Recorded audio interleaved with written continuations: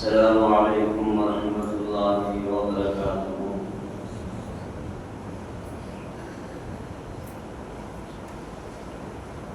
الحمد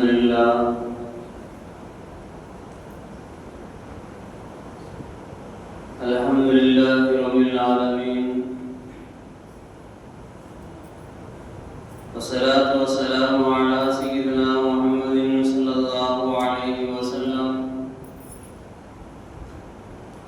وآله وصحابه أجمعين.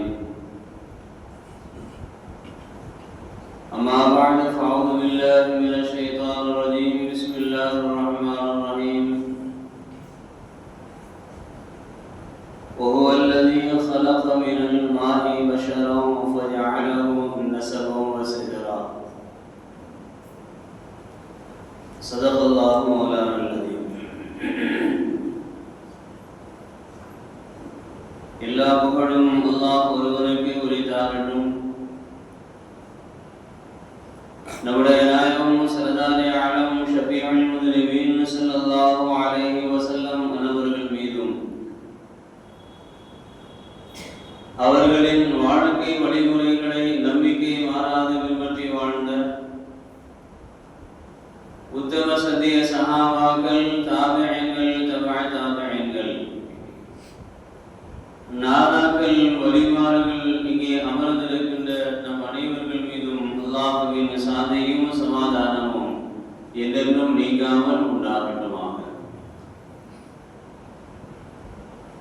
கிருபையாளன் அல்லாஹ் தஆலா புனிதம் நிறைந்த இந்த ஜும்ஆவினுடைய நன்னாளில் என்ன நன்மைகளை நாடி நாம் இங்கே அமர்ந்திருக்கின்றோமோ அந்த நன்மைகளை பரிபூர்ணமாக சம்பூர்ணமாக அடைய பெற்ற நல்ல மக்கள் கூட்டத்தில் அல்லாஹ் நம்மை எல்லாம் சேர்த்து நல்லருள் பாலிப்பானாக. கண்ணியத்திற்குரிய அல்லாஹ்வின் நல்லடியார்களே, அல்லாஹ்வால் நமக்கு தரப்பட்டிருக்கின்ற இந்த துனியாவினுடைய வாழ்வு சிறந்த ஒரு வாழ்வாக, மகிழ்ச்சியான ஒரு வாழ்வாக, நிம்மதியான ஒரு வாழ்வாக இருக்க வேண்டும் என்று எல்லோரும் ஆசைப்படுகின்றோம். அதற்காக வேண்டித்தான் பலவிதமான முயற்சிகளை நாம் செய்கின்றோம். நாம் உண்ணுகின்ற, உடுத்துகின்ற, உறங்குகின்ற, வசிக்கின்ற, இன்னவர கொடுக்கல் வாங்கல்களில் எல்லா செயல்களின் மூலம் நாம் எதிர்பார்க்கின்ற ஒன்று நிம்மதியான ஒரு வாழ்வு, சந்தோஷமாக இருக்க வேண்டும் என்று ஆசைப்படுகின்றோம். ஆனால் எதில் அல்லாஹ் சந்தோஷத்தை வைத்திருக்கின்றானோ, எதில் அல்லாஹ் நமக்கு நிம்மதியை வைத்திருக்கின்றானோ அந்த ஒன்றில் நாம் பொழுதுபோக்காக நாம் இருந்து விட்டோம் என்று சொன்னால், அந்த ஒன்றில் நாம் கவனமில்லாமல் நாம் இருந்து விட்டோம் என்று சொன்னால், எந்த வகையில் நாம் நிம்மதிகளை தேடினாலும் நாம் பெற்றுக்கொள்ள முடியாது. அதில் ஒன்றுதான் சொந்த பந்தங்களை அரவணைத்து வாழுகின்ற ஒரு வாழ்வு, சொந்த பந்தங்களோடு திருப்தியாக மன நிறைவாக வாழுகின்ற ஒரு வாழ்வு. அல்லாஹ் அதில் நமக்கு சிறந்த பலன்களை இந்த துனியாவிலும் அல்லாஹ் நமக்கு தருகின்றான். நாளை மறுமை நாள் ஆகிரத்திலும் அல்லாஹ் தருகின்றான். இன்னும் சொல்ல போனால் சுவர்க்கம் போய் நாம் சேர்ந்ததற்கு பின்னாலும் கூட அதனுடைய பலனை அல்லாஹ் நமக்கு தந்து கொண்டே இருக்கின்றான். இதில் எந்த அளவிற்கு நாம் கவனமாக இருக்கின்றோம், இதில் எந்த அளவிற்கு நாம் பொழுதுபோக்காக நாம் இருந்து கொண்டிருக்கின்றோம், இதில் எந்த அளவிற்கு அடுத்தவர்களுடைய மனதை புண்படாத வகையிலே, மற்றவர்களுக்கு சிரமம் தராத வகையிலே, அவர்களின் மீது பொறாமை கொள்ளாத வகையிலே நம்முடைய வாழ்க்கையினுடைய முறைகளை நாம் எவ்வாறு அமைத்திருக்கின்றோம் என்பதை ஒரு பக்கம் நாம் சிந்தித்து பார்க்க கடமைப்பட்டிருக்கின்றோம். அல்லாஹ் தஆலா இரண்டு உறவுகளை குர்ஆனிலே பேசுவான். ஒரு உறவை அல்லாஹ் நஸப் என்று சொல்லுவான். சிஹ்ர் என்று சொல்லுவார். சிஹ்ர் என்றால் சீன் அல்ல, சூனியம் சீல் என்கிற வார்த்தை அல்ல, சாதி என்று சொல்லக்கூடிய சிஹ்ர். இதை நீங்கள் விளங்க வேண்டுமே ஆனால் அல் குர்ஆன் ஷரீஃபினுடைய 25வது அத்தியாயத்தினுடைய 54வது வசனம் அல்லாஹ் மிக அழகாக பேசுவான். وَهُوَ الَّذِي خَلَقَ مِنَ الْمَاءِ بَشَرًا فَجَعَلَهُ نَسَبًا وَصِهْرًا என அல்லாஹ் குறிப்பிட்டு பேசுகிறார். அல்லாஹ்வினுடைய தனிப்பெரும் தன்மைகளை ஒரு 2 ஆயத்தில் அல்லாஹ் சொல்லுவான். அவன் தான் 2 கடல்களையும் ஒன்று சேர்க்கின்றான். அவைகளில் மதுரமான நீரையும் உப்பு தண்ணீரையும் அல்லாஹ் ஒன்று சேர்த்து அவைகளில் எந்த விதமான தடைகளும் இல்லாமல் ஒன்றோடு ஒன்று சேர்ந்து விடாத வகையில் தன்னுடைய தனிப்பெரும் தன்மைகளை அல்லாஹ் அதிலே வைத்திருக்கின்றான் என்று அல்லாஹ்வினுடைய தனிப்பெரும் தன்மைகளை பேசிக்கொண்டு வருகின்ற பொழுது இதுவும் அல்லாஹ்வினுடைய தனிப்பெரும் தன்மையை அல்லாஹ் குறிப்பிட்டு சொல்ல வருகின்றான். ஒவ்வொல்லதி அந்த ரப்புதான், அந்த அல்லாஹ் தான். خلق من الماء بشرا தண்ணீரில் இருந்து அல்லாஹ் மனிதனை படைத்தான். وجعله نسبا وصهرا அந்த மனிதனுக்கு அல்லாஹ் வம்சத்தையும் ஏற்படுத்தினான். திருமண பந்தத்தின் மூலமாக உறவையும் அல்லாஹ் ஏற்படுத்தி கொடுத்தான் என்று இந்த 2 உறவுகளை அல்லாஹ் குர்ஆனில் குறிப்பிட்டு சொல்லுகின்றான். நாம் இயற்கையாக பொதுவாக நாம் விளங்க வேண்டுமேயானால் இயற்கை சொந்தம், செயற்கை சொந்தம். நசவு என்பது அல்லாஹ் நமக்கு ஏற்படுத்தி தந்திருக்கின்ற முறையான ஒரு சொந்தம். சிஹ்ர் என்பது அல்லாஹ் நமக்கு ஏற்படுத்தி தந்திருக்கின்ற முறையான ஒரு சொந்தம். ஆனால் இன்றைக்கு உலகத்தில் நாம் இந்த 2 சொந்தங்களின் அடிப்படையில் நம்முடைய வாழ்க்கையினுடைய முறைகளை எப்படி நாம் அமைத்து வைத்திருக்கின்றோம் என்பதை சின்ன குழந்தை முதலில் பெரியவர்கள் வரை எல்லோரும் நாம் சிந்தித்து பார்க்க கடமைப்பட்டிருக்கின்றோம். அம்மா கூப்பிடுகின்றார், தந்தை கூப்பிடுகின்றார், மகனே வா என்று சொல்லுகின்ற பொழுது எழுந்து வருவதற்கு மகன் வருகின்றான். இது ஒரு சொந்தம். இந்த சொந்தத்தினுடைய அழைப்பிற்கு பதில் சொல்லாத ஒரு மகன், வெளியிலே ஒருவன் வந்து ஒரு நண்பர் வந்து அழைக்கின்றார், பறந்து எழுந்து ஓடுகின்றான். ஈர்ப்பு சக்தி என்பது அது வேறு விஷயம். ஆனால் யாருக்கு முதலில் பதில் சொல்ல வேண்டும்? சிறுவர்கள் முதல் கொண்டு பெரியோர்கள் வரை நாம் அதை சிந்தித்து பார்க்க கடமைப்பட்டிருக்கின்றோம். மனைவி வீட்டிலிருந்து ஏனுங்க இந்த ஜாமானை வாங்கிட்டு வாங்க என்று சொல்லி 3 நாட்களுக்கு பின்னாலும் வாங்கி கொடுக்காத கணவன்மார்கள் ஏராளம். ஆனால் யாராவது ஒரு நண்பர் சொல்லிவிட்டார், அந்த இடத்திற்கு சென்றார், அதை வாங்கி வா என்று சொன்னால் மற்ற தேவைகளை எல்லாம் புறம் தள்ளிவிட்டு நண்பர் சொன்ன பொருளை வாங்கி முதலில் வைத்ததற்கு பின்னால் மற்ற பொருட்களை வாங்குகின்ற கணவன்கள் ஏராளம். நான் குறை சொல்வதற்கு வரவில்லை. இந்த நெசவும் சிகரம் எந்த அளவிற்கு நாம் அதில் கவனப்படுத்தி செயல்பட்டுக் கொண்டிருக்கின்றோம் என்பதை ஒரு கணம் நாம் சிந்தித்து பார்க்க வேண்டும்.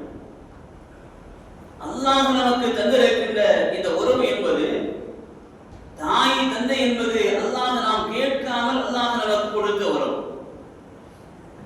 தாய் தந்தை, சிறிய தந்தை, பெரிய தந்தை, மாமா மாமி, இது போன்ற இந்த இரத்த பந்த உறவுகள் எல்லாம் நாம் கேட்காமல் அல்லாஹ் நமக்கு கொடுத்த ஒன்று. சிஹ்ர் என்பது மனைவியின் குழந்தைகளின் மூலமாக, நம்முடைய மகளின் மூலமாக ஏற்படுகின்ற வருவகங்கள், அவர்களின் மூலமாக ஏற்படுகின்ற சொந்த பந்தங்கள். இந்த உறவுகள் நாம் தேடிக்கொண்ட ஒன்று. தெளிவாக விளங்க வேண்டும். நாம் கேட்காமல் அல்லாஹ் நமக்கு கொடுத்த சொந்தம் என்பது ஒரு பக்கம், நாம் தேடிக்கொண்ட சொந்தம் என்பது ஒரு பக்கம். இந்த 2 நிலைகளிலும் அல்லாஹ்வை பயந்து வாழுகின்ற ஒரு நல்ல அடியானாக இந்த உலகத்தில் நாம் ஆகிவிட்டோம் என்று சொன்னால் அல்லாஹ்வினுடைய சன்னிதானத்தில் இந்த துனியாவிலும் அல்லாஹ் நமக்கு உயர்ந்த வாக்கியத்தை தருகின்றான். நாளை வறுமையினால் ஆகிரத்திலும் அல்லாஹ் நமக்கு உயர்ந்த வாக்கியத்தை தருகின்றான். இரத்த உறவுகளாக இருந்தாலும், திருமண பந்தத்தின் மூலம் ஏற்பட்ட உறவுகளாக இருந்தாலும், இப்படிப்பட்ட உறவுகளை எல்லாம் நாம் கவனம் எடுத்து செய்கின்ற பொழுது ஈமானுடைய சகோதரத்துவ உறவுகள் இருக்கின்றதே, அவைகளையும் நாம் கவனத்தில் கொண்டு வாழுகின்ற பொழுது அல்லாஹ்வினுடைய சன்னிதானத்தில் ஒரு உயர்ந்த ஒரு வாக்கியத்தை இந்த துனியாவிலும் நாளை வறுமையினால் ஆகிரத்திலும் அல்லாஹ் நமக்கு தருகின்றார். பெருமானார் ஸல்லல்லாஹு அலைஹி வஸல்லம் அவர்கள் சொந்த பந்தங்களை அனுசரித்து வாழுகின்ற அந்த உயரமான ஒரு குணத்தை இபாதத்தினுடைய அந்தஸ்திற்கு நமக்கு உயர்த்தி காட்டுவார். அது ஒரு வணக்கம் என்று கூட சொல்லுவார். ஐங்கால தொழுகை கடமை, ஜகாத் கடமை, நோன்பு கடமை, ஹஜ்ஜி வசதி வந்துவிட்டால் கடமை, இப்படிப்பட்ட எல்லா வணக்க வழிபாடுகளையும் பேசுகின்ற பெருமானார் ஸல்லல்லாஹு அலைஹி வஸல்லம் அவர்கள் இந்த சொந்த பந்தங்களை அனுசரித்து வாழுகின்ற அந்த தன்மைகளை ஒரு இபாதத்தாக, ஒரு வணக்கமாக நமக்கு எடுத்து சொன்னார். பெருமானார் ஸல்லல்லாஹு அலைஹி வஸல்லம் அவர்கள் சொல்லுகின்ற ஒரு ஹதீஸ், ஹஜ்ரத் அப்துல்லாஹ் இப்னு ஸலாம் ரலியல்லாஹு அன்ஹு அவர்கள் இந்த ஹதீஸை நமக்கு அறிவித்து சொல்லுகின்றார்கள். அஹ்மத் என்று சொல்லக்கூடிய அந்த கிரந்தத்திலே பதிவு செய்யப்பட்டிருக்கிறது. அவர்கள் சொல்லுகின்றார்கள், பெருமானார் ஸல்லல்லாஹு அலைஹி வஸல்லம் அவர்கள் மதீனாவிற்கு வந்ததற்கு பின்னால் நபி அவர்களை நோக்கி மக்கள் எல்லாம் விரைந்து வந்தார்கள். பெருமானார் ஸல்லல்லாஹு அலைஹி வஸல்லம் அவர்கள் வந்து விட்டார்கள், நபி அவர்கள் வந்து விட்டார்கள், ஈருலக தலைவர் வந்து விட்டார்கள் என்று மதீனாவை நோக்கி நபி அவர்கள் வந்ததற்கு பின்னால் அவர்களை தேடி சென்றவர்கள், தேடி சென்று பார்த்தவர்கள் ஏராளம். அப்படி பார்த்தவர்களில் நானும் ஒருவன். நபி அவர்களுடைய முகத்தை நான் பார்த்த மாத்திரத்தை சந்தோஷப்பட்டேன். நபி அவர்களுடைய முகத்தை நான் பார்த்த மாத்திரத்தில் நான் சந்தோஷப்பட்டேன். பார்த்து நபி அவர்களை சொன்னேன், யா ரசூலல்லாஹ், உங்களுடைய முகம் பொய்யர்களுடைய முகம் அல்ல, உங்களுடைய முகம் பொய்யர்களுடைய முகம் அல்ல. நான் என்று பெருமானார் ஸல்லல்லாஹு அலைஹி வஸல்லம் அவர்களை புகழ்ந்து சொல்லியதற்கு பின்னால் பெருமானார் ஸல்லல்லாஹு அலைஹி வஸல்லம் அவர்கள் எங்களுக்கு செய்த உபதேசங்களில் 3 விஷயங்களை முன்வைத்தார்கள். இதை நாம் கவனத்தில் எடுத்து செய்தாலே சுவர்க்கம் சென்று விடலாம். எல்லோரும் நாம் கேட்ட ஒன்றுதான், எல்லா நேரங்களிலும் கேட்ட ஒன்றுதான். அவைகளை நாம் செயல்படுத்துவதில் ஏதோ ஒரு பொடுபோக்கு இடத்திலே இருந்து கொண்டிருக்கின்றன. அப்துல்லாஹ் இப்னு ஸலாம் சொல்லுகின்றார்கள், பெருமானார் ஸல்லல்லாஹு அலைஹி வஸல்லம் அவர்கள் எங்களுக்கு செய்த அந்த உபதேசங்களில் 3 விஷயங்களை சொன்னார்கள். அஃஷுஸ் ஸலாம் வ அத்இமத் தஆம் வஸிலு பில் அர்ஹாம். பெருமானார் ஸல்லல்லாஹு அலைஹி வஸல்லம் அவர்கள் சொன்ன ஒரு 5-6 விஷயங்களில் இந்த 3 விஷயங்களை நபி அவர்கள் முதன்மையாக எங்களுக்கு எடுத்து சொன்னார்கள். முதலாவதாக அஃஷுஸ் ஸலாம், ஸலாத்தை நீங்கள் பரப்புங்கள். அஸ்ஸலாமு அலைக்கும், நாம் ஏற்கனவே சொல்லி இருக்கின்றோம், அஸ்ஸலாமு அலைக்கும் என்று சொன்னால் 10 நன்மை, அஸ்ஸலாமு அலைக்கும் வரஹ்மத்துல்லாஹி என்று சொன்னால் 20 நன்மை, அஸ்ஸலாமு அலைக்கும் வரஹ்மத்துல்லாஹி வ பரக்காத்துஹு என்று சொன்னால் 30 நன்மை என்று அந்த சலாமை பற்றி பேசுகின்ற பொழுது நாம் சொல்லி இருக்கின்றோம். பெருமானார் ஸல்லல்லாஹு அலைஹி வஸல்லம் அவர்கள் சொன்ன முதல் விஷயம் அஃஷுஸ் ஸலாம். நீங்கள் அறிந்தவராக இருந்தாலும் யாரும் அறியாதவராக இருந்தாலும் உங்களுக்குள் ஒருவர் அறிமுகம் இல்லாதவராக இருந்தாலும் சலாம் சொன்னால் நீங்கள் பதில் சொல்லுங்கள், சலாத்தை நீங்கள் பரப்புங்கள். இரண்டாவது நபியை சொன்னார்கள், வஅத்இமத் தஆம், ஏழைகளுக்கு நீங்கள் உணவளித்து ஒருவருக்கொருவர் அன்போடு அரவணைப்போடு பாசத்தோடு நீங்கள் வாழ்ந்து கொள்ளுங்கள். மூன்றாவதாக சொன்னார்கள், வஸிலுல் அர்ஹாம், சொந்த பந்தங்களை நீங்கள் அனுசரித்துக் கொள்ளுங்கள், சொந்த பந்தங்களை நீங்கள் சேர்ந்து வாழுங்கள் என்று பெருமானார் ஸல்லல்லாஹு அலைஹி வஸல்லம் அவர்கள் சொல்லிவிட்டு சொன்னார்கள், வஸல்லு வன்னாசு நியாமன் தத்ஹுலுல் ஜன்னத பிஸலாம். மக்கள் எல்லாம் உறங்குகின்ற பொழுது, நீங்கள் எழுந்து அல்லாஹ்வை வணங்குவீர்களேயானால், இந்த நல்ல அமல் உங்களுடைய வாழ்க்கையில் வந்து விடுவேயானால், இந்த 4 விஷயங்களுடைய வாழ்க்கையில் வந்து விடுவேயானால் நீங்கள் சலாமத்தாக நீங்கள் சொர்க்கம் செல்லலாம் என்று பெருமானார் ஸல்லல்லாஹு அலைஹி வஸல்லம் அவர்கள் நமக்கு சொர்க்கத்தை நமக்கு வாக்களித்து சொல்லுகின்றார். அல்லாஹ்வுடைய சன்னிதானத்தில் இந்த 4 அமல்களுடைய வாழ்க்கையில் எப்படி இருக்கின்றது, யாருக்கெல்லாம் எப்படி சலாம் சொல்லுகின்றோம், ஏழைகளுக்கு எப்படி நாம் உணவளிக்கின்றோம், சொந்த பந்தங்களை நாம் எப்படி நம்முடைய வாழ்க்கையில் அனுசரித்து வாழ்ந்து கொண்டிருக்கின்றோம், இரவினுடைய வணக்க வழிபாடுகள் இடத்தில் எப்படி இருந்து கொண்டிருக்கின்றது. இந்த 4 விஷயங்களை நம்முடைய வாழ்க்கையில் நம்மால் முடிந்த அளவுக்கு நாம் எடுத்து செய்தாலே போதும். தத்ஹுலுல் ஜன்னத பிஸலாம், நீங்கள் நிம்மதி பெற்றவர்களாக சொர்க்கம் செல்வீர்கள் என்று பெருமானார் ஸல்லல்லாஹு அலைஹி வஸல்லம் அவர்கள் நமக்கு வாக்களித்து சொல்லுகிறார். சொந்த பந்தங்களை அனுசரித்து வாழுகின்ற இந்த முறைகளை இன்றைக்கு உலகத்தில் நாம் பார்க்கின்ற பொழுது ஏராளமான வகைகள். காசு இருந்தால் ஒரு பார்வை, காசு இல்லை என்று சொன்னால் ஒரு பார்வை, அதிகாரத்தில் இருந்தால் ஒரு பார்வை, அதிகாரம் இல்லை என்று சொன்னால் ஒரு பார்வை, தெரிந்தவராக இருந்தால் ஒரு பார்வை, தெரியாதவராக இருந்தால் ஒரு பார்வை. இதுவெல்லாம் அல்லாஹ் விரும்புகின்ற ஒரு செயல் அல்ல. அல்லாஹ் நம்மிடமிருந்து எதிர்பார்ப்பதெல்லாம் ஒரு இபாதத்தாக, ஒரு வணக்க வழிபாடாக அந்த அமலை நம்முடைய வாழ்க்கையில் நாம் செய்கின்ற பொழுது அல்லாஹ்வுடைய சன்னிதானத்தில் அந்த அமல் ஒப்புக்கொள்ளப்பட்டு விடுமேயானால் நாளை வறுமையினால் ஆகிரத்தில் நாம் சொர்க்கம் செல்வதற்கு ஏராளமான அமல்கள் நம்முடைய வாழ்க்கையில் காரணமாக அமைகின்ற பொழுது இந்த சொந்த பந்தங்களை நாம் அனுசரித்து வாழுகின்ற அந்த விஷயங்களும் கூட நமக்கு அது சொர்க்கம் செல்வதற்கு காரணமாக அமைந்து விடுகிறது. ஹஜ்ரத் பெருமானார் ஸல்லல்லாஹு அலைஹி வஸல்லம் அவர்கள் சொல்லுகின்ற இன்னொரு ஹதீஸை ஹஜ்ரத் இப்னு அப்பாஸ் ரலியல்லாஹு அன்ஹு அவர்கள் நமக்கு அறிவித்து சொல்லுகின்றார்கள். ஒவ்வொரு உறவும் மறுமை நாள் ஆகிரத்தில் அல்லாஹ்வினுடைய சன்னிதானத்திற்கு முன்னால் வந்து நின்று கொண்டிருக்கும். ஒவ்வொரு உறவும் மறுமை நாள் ஆகிரத்தில் அல்லாஹ்வினுடைய சன்னிதானத்திற்கு முன்னால் நின்று கொண்டிருக்கும். அல்லாஹ்விடத்தில் அதை சொல்லும், இன்னார் என்னை இந்த துனியாவில் வாழுகின்றவர் அவர் பேணி வாழ்ந்தார், இன்னார் இந்த உலகத்தில் வாழுகின்ற பொழுது அவர் பேணி வாழ்ந்தார் என்று சொல்லுகின்ற பொழுது அந்த உறவை பார்த்து அல்லாஹ் சொல்லுவான், யாரெல்லாம் உன்னை சேர்த்து வாழ்ந்தார்களோ அவர்களை எல்லாம் நான் சேர்த்துக் கொண்டேன். யாரெல்லாம் உன்னை சேர்த்து வாழ்ந்தார்களோ அவர்களை எல்லாம் நான் சேர்த்துக் கொண்டேன். யாரெல்லாம் உன்னை துண்டித்து வாழ்ந்தார்களோ அவர்களை எல்லாம் நான் துண்டித்து விடுகின்றேன் என்று அல்லாஹ் சொல்லிக் கொண்டிருக்கின்றான் என்று பெருமானார் ஸல்லல்லாஹு அலைஹி வஸல்லம் அவர்கள் சொல்லுகின்ற இந்த ஹதீஸை ஹஜ்ரத் இப்னு அப்பாஸ் ரலியல்லாஹு அன்ஹு நமக்கு அறிவித்து சொல்லுவார்களே. ஆனால் அல்லாஹ்வினுடைய நெருக்கம் வேண்டும் என்று ஆசைப்படுகின்ற நாம், அல்லாஹ்வினுடைய மஹப்பத் வேண்டும் என்று ஆசைப்படுகின்ற நாம், அல்லாஹ்வினுடைய அருள் பார்வை எனக்கு வேண்டும் என்று ஆசைப்படுகின்ற நாம் துனியாவில் சொந்த பந்தங்களை அனுசரித்து வாழுகின்ற பொழுது அல்லாஹ்வினுடைய நெருக்கம் கிடைக்கின்றது, அல்லாஹ்வினுடைய அருள் பார்வை கிடைக்கின்றது என்பதை ஹஜ்ரத் பெருமானார் ஸல்லல்லாஹு அலைஹி வஸல்லம் அவர்களுடைய இந்த ஹதீஸ் நமக்கு உணர்த்தி சொல்லுகிறது. இன்னொரு விஷயம் தெரியுமா? நாமெல்லாம் லா இலாஹ இல்லல்லாஹ் என்கிற கலிமாவை சொன்னவர்கள்.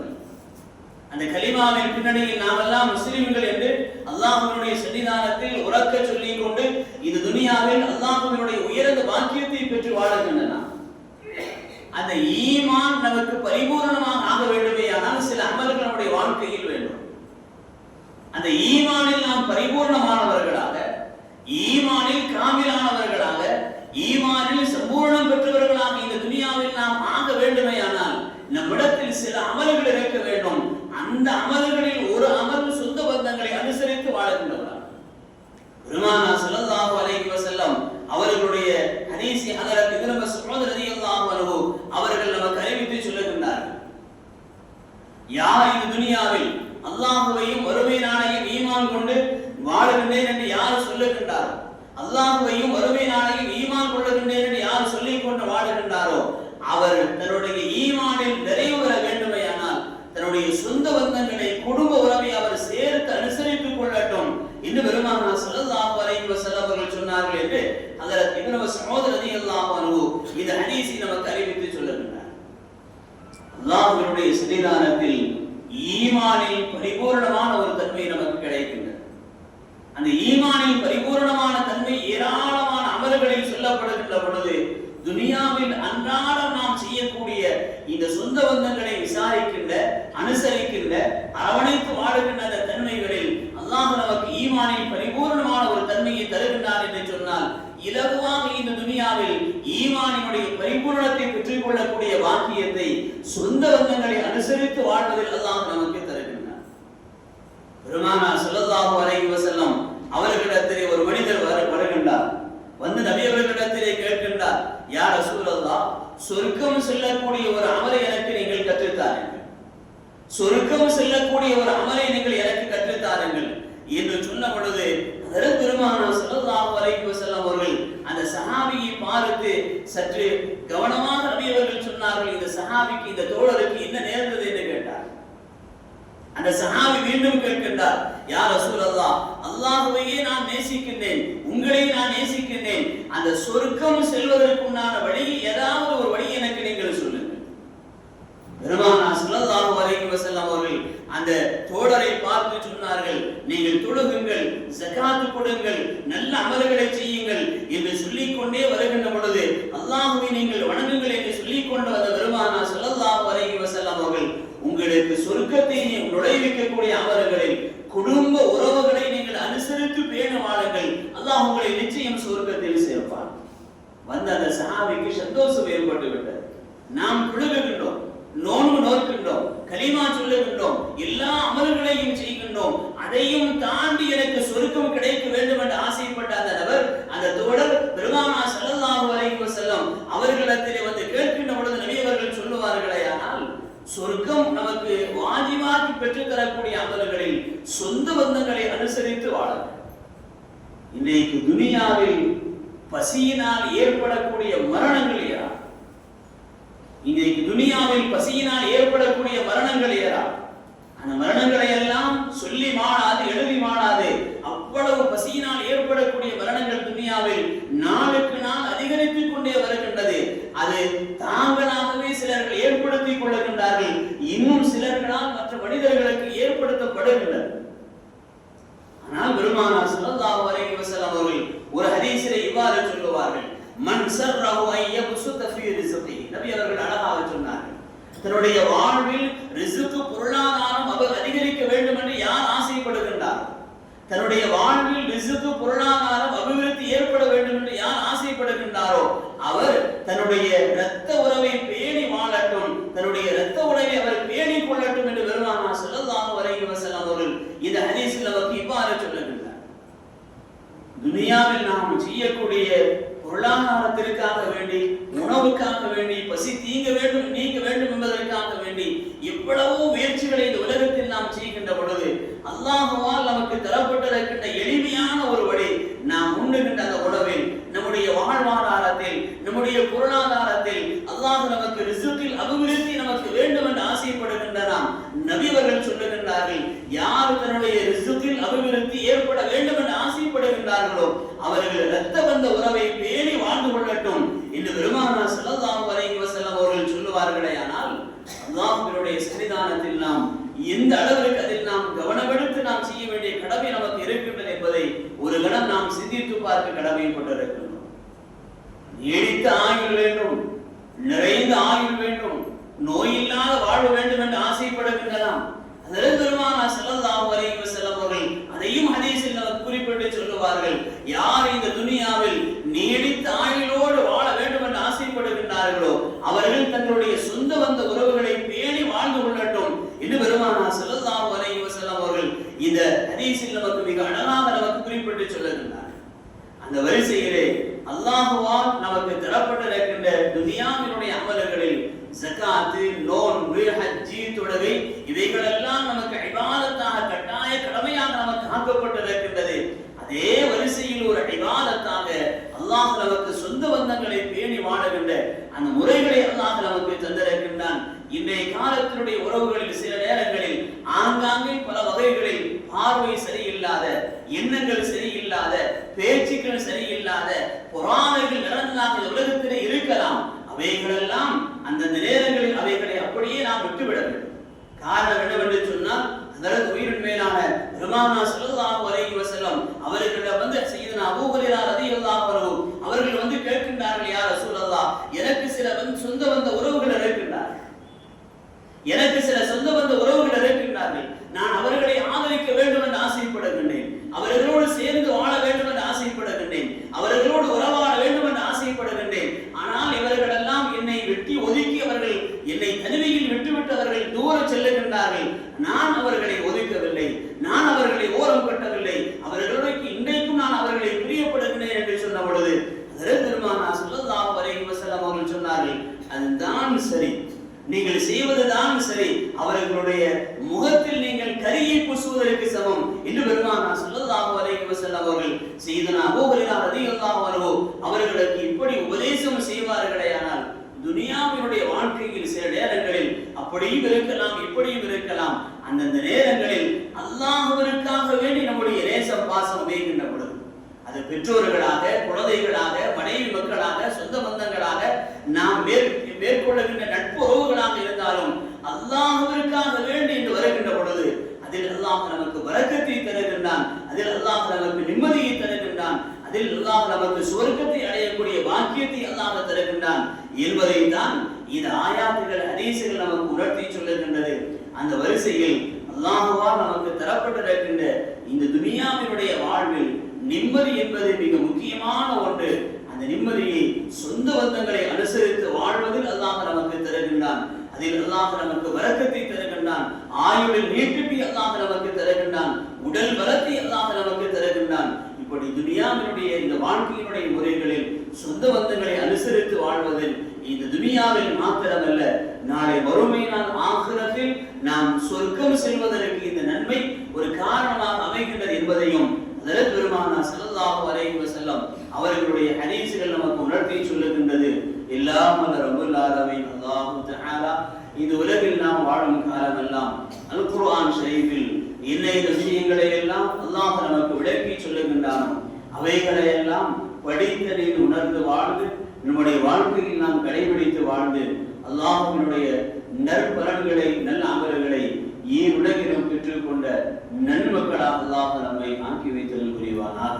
இந்த உலகத்தில் நாம் வாழும் காலமெல்லாம் நீடித்த ஆயுளையும் நிறைந்த செல்வத்தையும் நோயில்லாத வாழ்வையும் எல்லா மக்களுக்கும் அல்லாஹ் நசீவாக்கி தந்தல் புரிவானாக. இந்த உலகில் மக்கள் எங்கெல்லாம் வாழுகின்றார்களோ அங்கெல்லாம் ஒருவருக்கொருவர் அன்போடு நேசத்தோடு பாசத்தோடு வாழ்ந்து நிம்மதியான வாழ்வை வாழக்கூடிய பாக்கியத்தை எல்லா மக்களுக்கும் அல்லாஹ் நசீவாக்கி தந்தல் புரிவானாக.